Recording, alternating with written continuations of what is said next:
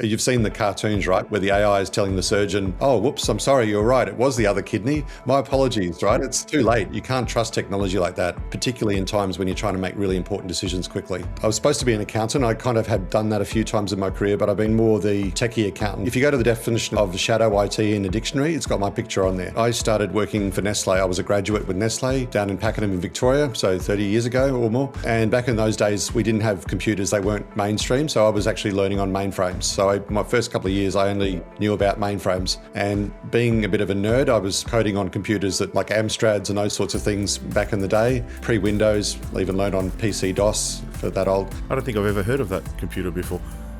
An Amstrad. Amstrad CPC 464, I remember it very well. So when I joined the workforce, I started to get access to really cool technology, and I started to get really annoyed with how hard it was to pull stuff out. So I taught myself, or I hacked into the Nestle mainframe and learned how to use query. And I could write these queries and extract data, and I was really useful inside the factory because I could pull out all sorts of reports. But I kind of got a bit bolshy one day and I overwrote one of the master files, which ended up crashing the whole mainframe. So that was in the days where we had to fly tapes down from Sydney to recover. So the factory was out for a day and I was in a world of pain. I thought my career is over. The problem that people don't realize a lot of the time with spreadsheets is you've got this great laptop with 8 cores or whatever, but generally you only ever use one of them. And so when you've got a multi-dimensional in-memory analytics tool, you can actually play with your hardware and run things on multiple threads. You can optimize the crap out of stuff when you've got an enormous amount of data in memory and those sorts of things. So I started playing with Watson back in 2016, IBM Watson. And back then the LLMs were pretty similar to what they are today, just much, much worse. But even then I realized that they were just basically just token prediction machines. They were typewriters. Large language models are inherently probabilistic.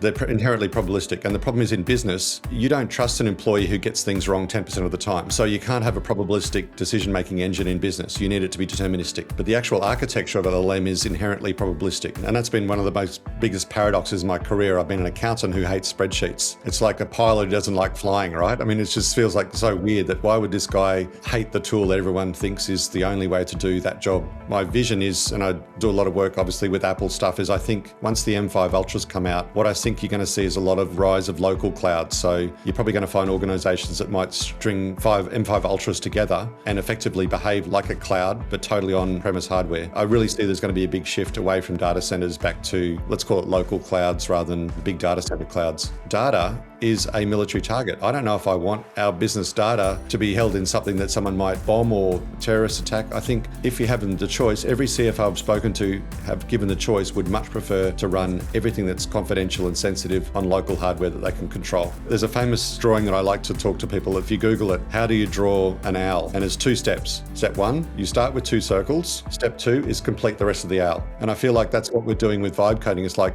how to build an app. Well, you write a plan and you tell it to prompt. Done.